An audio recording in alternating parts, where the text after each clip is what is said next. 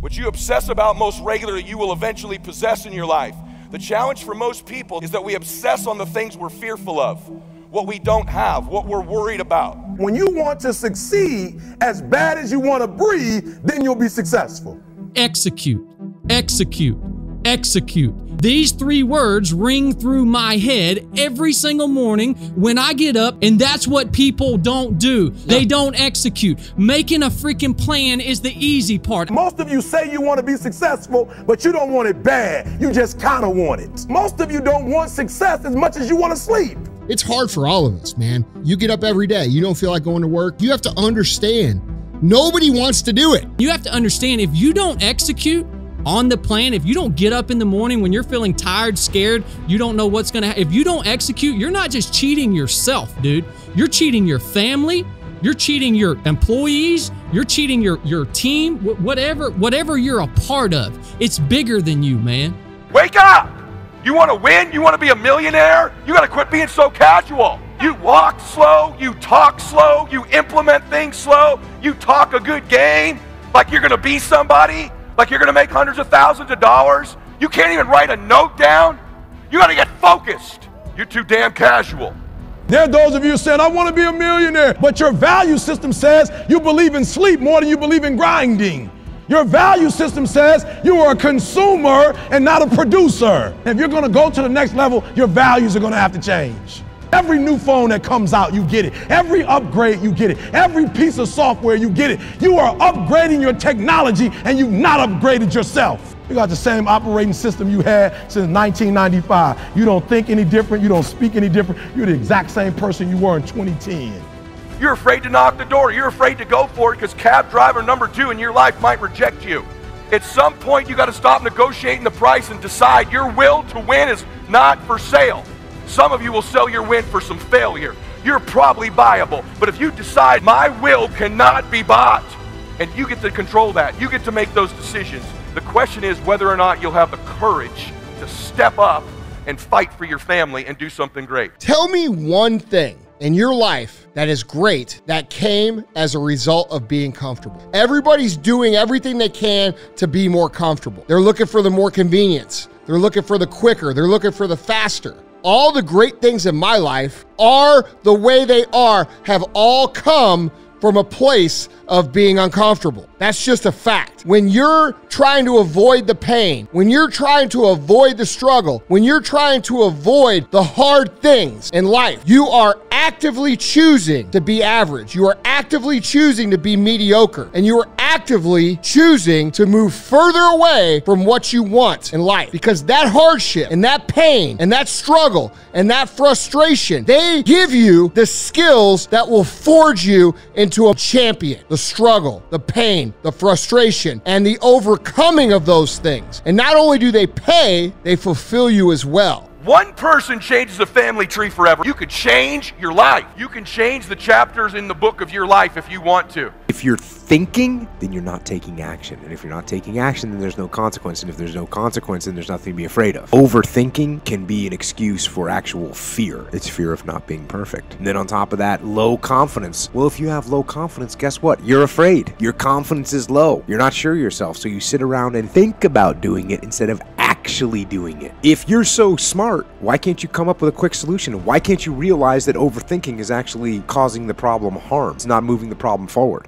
Work is the prerequisite for all things good. When you at your best, what does that look like? What does it feel like? Like when you at your best, what does it look like? What does it feel like? What does it smell like?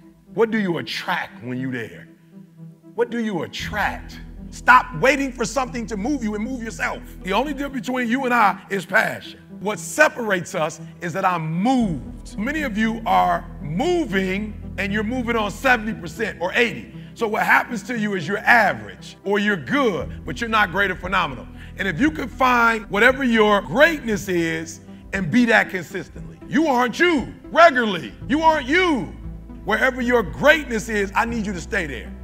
You don't get discipline from your parents, from your grandparents, from your older brothers and sisters. You don't get discipline from an external source. You have to get it from you. That's what self-discipline is. You get it from yourself. You get it from you. It doesn't come from your parents. You don't inherit it. If you don't take ownership of the problem's not going to get solved. So if you blame your parents for not having raised you in a disciplined environment, you're not going to solve that problem. So that means you can't do anything. The fact of the matter is it's wrong. You actually can do something, and it doesn't matter how your parents raised you and brought you up. You can have the discipline you need to decide to do it. As long as you're blaming other people, as long as you're counting on other people to give you discipline, as long as you do that, you will not have it. At some point, your faith got to be tested. You can't be doing homework forever. You can't just be coming to class forever. You can't just be doing pop quizzes forever. At some point, you got to be tested by life. At some point, you just can't keep praying. At some point, you just can't keep singing. You don't want to do no work. You just want the check. You just want the reward. You just want the glory. You don't want to work on your marriage. You just want it to be good. You don't want to work.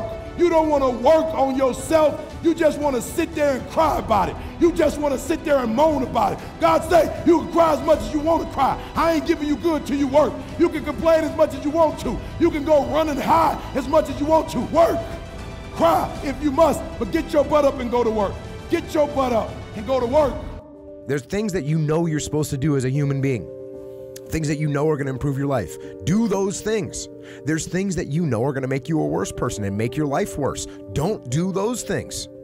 Get up early, do some kind of workout, eat good foods, clean your room, make a list of things that you're supposed to do in your life, and then wake up in the morning and do those things. That's what discipline is. Facing your fears. It takes discipline to face your fears so you can conquer them. And that's what discipline is. Discipline means taking the hard road, the uphill road, to do what's right for yourself and for other people. So often the easy path calls to us to be weak for that moment, to break down for that moment, to give in to the desire and the short-term gratification. But the discipline will not allow that. The discipline calls for strength and fortitude and will. It won't accept weakness. It won't tolerate another breakdown. Your problem is you know what your best is, but you can't produce it consistently. That's on you. You push you move you. So if you're not being moved, that's on you. You're doing something wrong. Nothing controls you. You control your feelings. You control your mood. Nobody control your mood. You saw something that threw you off, well, see something that throw you back on. The discipline can seem like it's your worst enemy, but the reality is discipline is your best friend. It will take care of you like nothing else can, and it'll put you on that path, the path to strength and health and intelligence and happiness. And most importantly, it'll put you on that path to freedom. If y'all gonna be great on that field, you gotta have a why. You gotta have a reason for why you do what you do. The problem with some of y'all, the reason why you don't give 120%, you ain't got a why for what you do. You ain't serious. What's your why? You know why I do what I do and I do it so passionately? Because my grandfather was a high school dropout. My father was a high school dropout. I was a high school dropout, and we about to break the cycle. I do what I do so my son won't have to go through what I went through.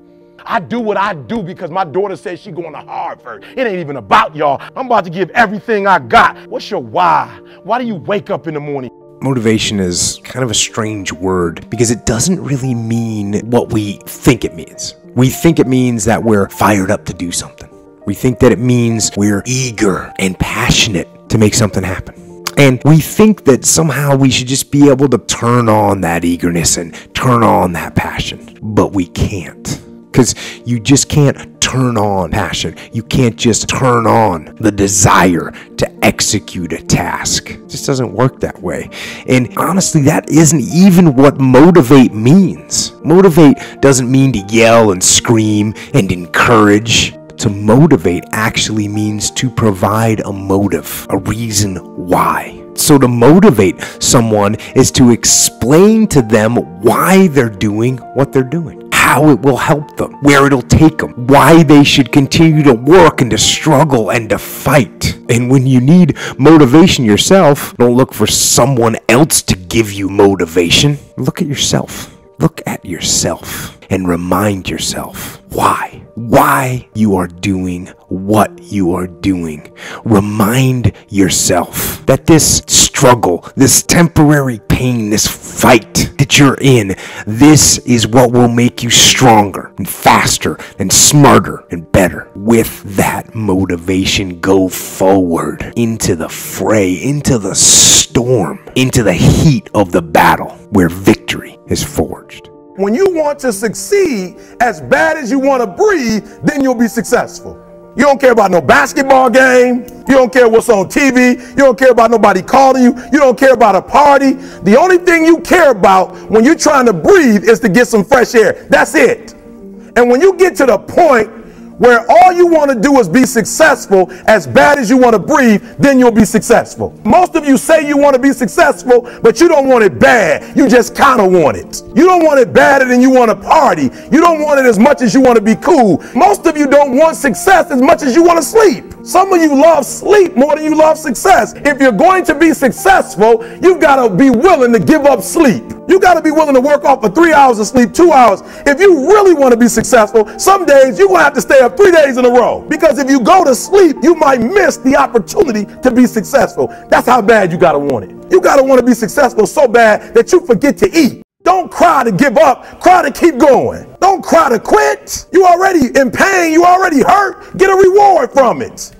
Don't go to sleep until you succeed. I dare you to fail. The problem is you ain't never felt no pain before. You're soft. It's a soft generation. You quit on everything. Pain is temporary. It may last for a minute or an hour or a day or even a year, but eventually it will subside and something else will take its place. If I quit, however, it will last forever. You ain't gonna die. At the end of pain is success. You're not gonna die because you're feeling a little pain. The most important thing is this: to be able at any moment to sacrifice what you are for what you will become. The world puts a lot of this in your mind. It's not just you. Yeah, you help it. Some people have been bullied. Some people are just stressed out. Some people are insecure. Some people are fat and overweight. I had to develop a mindset that was indestructible. I had to armor plate my mind. And it's about what you're saying to yourself, but it also comes with work. So whenever I was getting beat down, physically, mentally, spiritually, whatever I was going through, just saying, I would put, you can't hurt me. Can't hurt me just became a message. I would say to myself. And that's just kind of where it comes from. I believe that most human beings are only living at about 40% of their capability. So the mind has a governor, like a car. If you're driving a car and the car has a governor on it, the car may say 130 miles an hour, but the governor's set for 91. Once that governor sets in, you get to 91, that car starts doing this. The car wants to go. The car wants to go, but that factory said, we're not going past 91. We have a factory, a nice governor in our brain, and it's a survival mechanism. It protects us from pain and suffering. The second we feel that our mind says, oh no, this isn't fun. We should back off. We should sit down, find something more comfortable. And there's something about the mind. The mind has the tactical advantage over you at all times. At all times of your life, the mind has a tactical advantage over you. Why is that? It knows what you're afraid of. It knows your insecurities. It knows your deep, dark lies. And it starts to push you away from that shit. It pushes you in a direction that is comfortable. The mind controls everything. So what I realized was that when I was growing up and I was 300 pounds and I got all fat and I got all insecure, I realized that my mind kept taking me in this direction. When things got uncomfortable for me, when I was facing my insecurities, when I was facing my fears, my mind said, oh no, we have the tactical advantage. We need to get you, separate you from this feeling over here. Life's all about feelings. We want the happy feeling. We don't want that feeling of this sucks. Why am I here? And you don't have any, so you can't answer those questions, so you leave. I started realizing that if in that moment you can answer those questions and you are now in charge of your brain versus your brain ruling you, That's where all that stuff comes from. So the 40% rule is all of that. You get to 40%, your brain says, we're done. Let's roll, man. This is starting to get painful. This is uncomfortable. So you sit down. You have to figure out ways, and everybody's different. We all have these things about, 5 steps to this and 4 steps to this. It's a lot more than that. That's all bullshit. It's a practice that you have to, it's a habit. So if you know that at 40%, I'm feeling pain. At 40%, I'm feeling pain. That's where the 40% rule kicks in. Now it starts. Okay, I'm feeling pain. My mind's saying all this shit to me. It's saying, get out of here, run, flee. The fight or flight kicks in. Okay, we're done. We're not good enough. It starts telling you all these things. You start to believe it because the mind controls all. This is the time where you have to gain control back of your mind. It's okay, let me see if I can go 45%. And once you start giving yourself more and more hope and start realizing, okay, the mind starts to be, okay, what are you doing? We're supposed to be going right and you're going left. You start then controlling your mind. Start finding more in yourself. And then it goes from 40% to a lot further than that. But that's the start of it though. Get to the spot where your mind is saying stop. Whatever that is, you gotta get there first. And then that's when that starts to work for you. You got to control yourself in that moment. A lot of people can live with themselves. That's the first thing. A lot of people can live with themselves, look in the mirror and say, I'm okay with being afraid. I'm okay with going on this easy highway over here. The easy highway has all these signs and directions how to get somewhere. And you have to first be uncomfortable with how you feel about yourself. With that voice that a lot of us like to run away from, we all have it.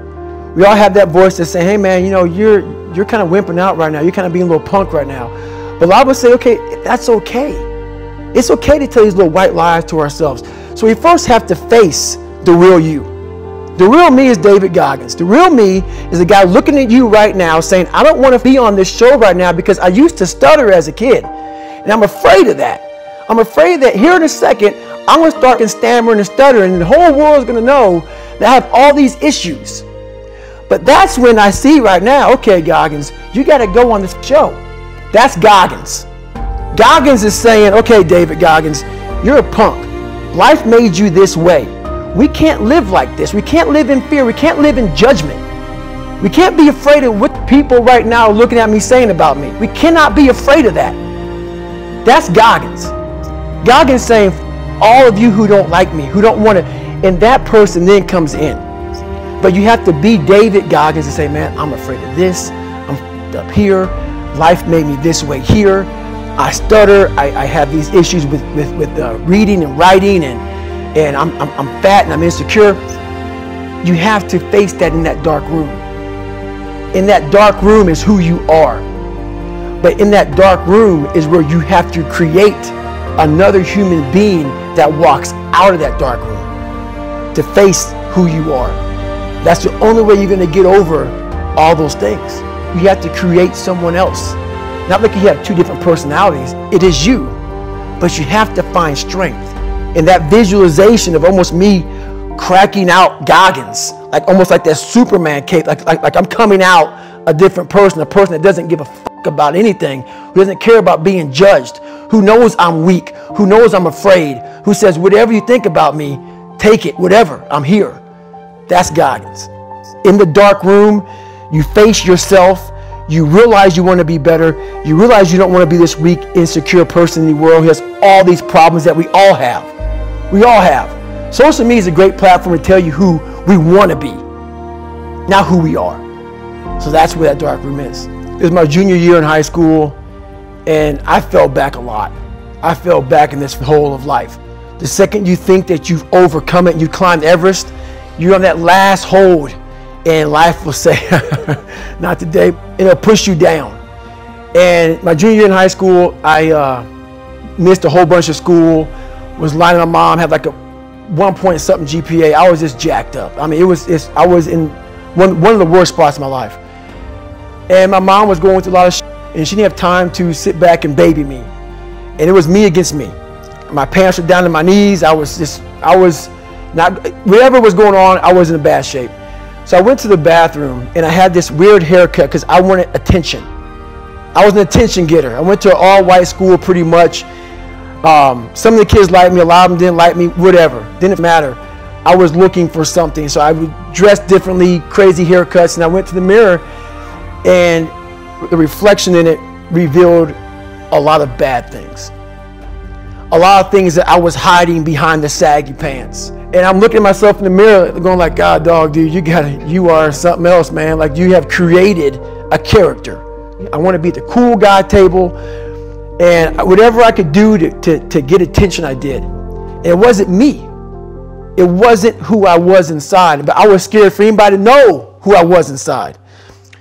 So in that accountability mirror, I call it, I got real with myself. I said, you have a third grade reading level, which is hard to admit when you're a junior in high school that you copied on every single thing you did because of fear they're going to put me in a special school. We all know what special means. I'm going to have a title on myself the rest of my life. And being cool, you don't have a title on yourself. So I started cheating. I was dumb. And people say, oh, you know, you have a learning disability. I had a learning disability, but I realized I was lazy. So I called myself out there. I called myself out every which way possible. I didn't call myself out. I was just honest. I was honest. Look at yourself, man. Look at yourself. And it was that day, in a couple of days after that, I just got real with myself. And every day I came home, I called the accountability mirror. What am I going to do today to change what I see in this mirror?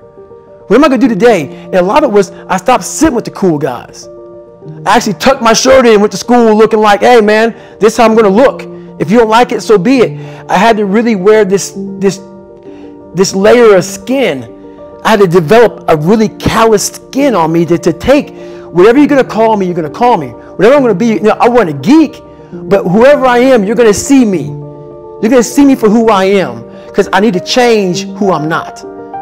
And that accountability mirror just became raw. And when I became fat over the years because I fell back in the hole, I called myself fat because I was fat. And people don't want to do that. They want to say, oh, don't call yourself fat. Don't call yourself dumb. If you're not real and raw with who you are, nothing's going to change. And in this nice new world that we live in, we want to hear, you're just a little big. No, man, you might be fat. And it's okay to hear that from yourself and from everybody else. So that's where it started at. And it's raw. It gets ugly sometimes with me in that mirror. But I'm also proud of myself to be able to tell myself that and then fix what's in that mirror. Once you realize it, and you have to realize it, you got to call yourself out. Addressing it is very small. It doesn't go from like one morning this way, next morning I wake up and presto, 5 steps to greatness. No, it ain't that, brother. You read my book, this is hard work. It's every day, like right now. I had to be honest with you, man. I'm even shaking right now being on this show. I'm a big time introvert. How you address it is you face it. You face it every day. You face it every single day of your life. Where you say, okay, like if you're fat, you need to lose weight. It's patience. It's patience in this fact of accepting who you are right now. I'm fat. I don't like myself. Accepting the fact that if you lose 3 or 4 pounds, that's a huge accomplishment. You have to live in your own world. You cannot judge yourself. That's why social media and all these things are horrible. You can't judge yourself off of the so-called competition that we have made up in our mind. The things that how people look, how people act, how smart someone is. This is a race that you run completely alone. And you're all by yourself. I had tons of sticky notes all over my mirror. It wasn't like be better than John or be as fast as whoever. Okay, David, yesterday you did this. Today, our next goal for the week is this. So I had a year goal, weekly goals, daily goals, hourly goals, and the big goal was I lied a lot growing up. I wanted to be accepted. One goal was, let's go one day without lying. Let's go one day, and then when I would lie to somebody, I would say, hey, man, now I had to go back now and apologize, say, hey, man, I lied to you. You know how hard it is to go back to somebody and say, I lied to you? Hey, man, you know what? Back there, I lied to you, dude. I was really jacked up. So I figured out these ways of total accountability. Like right now, I had to run this morning before I talked to you. Because why? That's what I'm about. I'm about mind, body, fitness. A lot of folks talk so much about hey, I'm going to change your life. I'm going to do this. I'm going to do that. Are you accountable for what you're doing? Are you accountable? And I mean to the T for what you're saying. I am. And that's where it started. It started with that total accountability of let's not lie today. Stop being a boy and step into manhood. It's higher up here, but the rewards are better. The stuff you was dealing with when you was 18, 19, 20, you're grown now. You're 40 years old. Get some control now. You're a grown man. You ain't no kid no more. You can't be tossed and driven. You got kids now. You got kids, bruh. You still sleeping around. You got kids. You still not getting up and going to work. You got kids now. You got people looking up to you. If you wanted to play when you were single, cool. But now you done brought somebody into this world. And as a pastor, I hate when people all of a sudden now they want to get a divorce. Y'all got kids now. You should have got a divorce before y'all had kids. Why you gonna bring somebody into this complicated mess? They don't deserve this. They didn't ask for this. You a grown man now. That's your son. Go make it work. That's your daughter. Go make it work. Do whatever you got to do with homegirl. Say whatever you got to say. Give her whatever she got to get. But don't let no other man raise your own kids. My biological father lost the right to call me by my last name that I am. I have somebody else's name because he didn't step up. I don't care what my wife going through. I don't care what she's expecting. They're my kids. I'm going to raise my kids. And I'm not going to raise them like she want me to raise them. I'm going to raise them to be a man. And I'm going to raise my daughter to know how to deal with men. You ain't no boy no more. This ain't no base. This ain't no, I want to go party. You've given up that right when you had kids. Hey, party's over with out of time. Got time to be partying no more. Now it's time to create a legacy now. You had your fun. Now get to work. Now build a legacy. I'm going to raise him to be a man. You don't wear nobody else's name. They eating off of that. Your family ain't going to eat off of that. You going to get a check.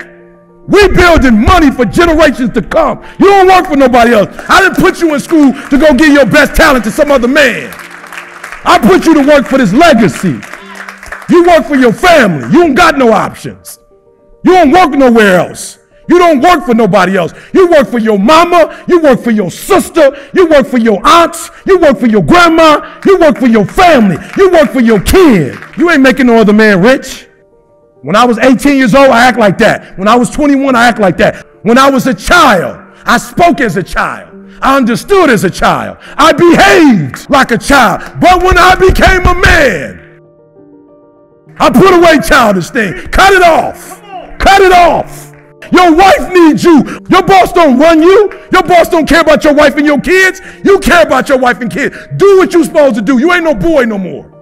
You don't need their approval. You're talented enough. God made you. You got everything you need. You don't need no other man to sponsor you. That's probably what's killing you. You a grown man on employment wick. You are living off of somebody else's check when you shouldn't be living off their check, but you're so afraid to fly on your own. If you could fix procrastination, what would your life be like? I want to do what you do. No, you don't. I'm my own boss. When I worked at Michigan State, I had to be to work at 9 o'clock.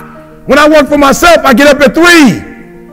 When I worked at Michigan State, I get to leave at 5. When you work for yourself, you don't have no time when you get off. You don't get off. You stop when the work is done. I work harder for myself. You talking about you want to work for yourself. No, you don't. You can't show up for another man. If you work for yourself, you'd be asleep all day.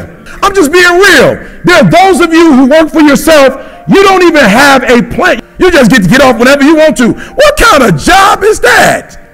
You can just take off when you want to? That ain't no real job. You ain't got no insurance. You ain't paying yourself. Oh, but when you had a job, you could get there for them when they wanted you to get there. Oh, you had to tell them when you was going to be sick, but for yourself, you ain't got to do nothing. That's why you can't blow up. You ain't got enough discipline to discipline you. That's why you're making the money you're making, because you got to let somebody else do it, because you don't have enough sense to do it for yourself. You're going to tell me, E, you get up at 3 o'clock in the morning. I live in America. You mean to tell me I could be a multimillionaire by getting up at 3 o'clock in the morning? I'll do it every day. And guess what? When I get my paper, I take a nap when I'm tired. Stop being a boy and step into manhood. It's higher up here, but the rewards are better.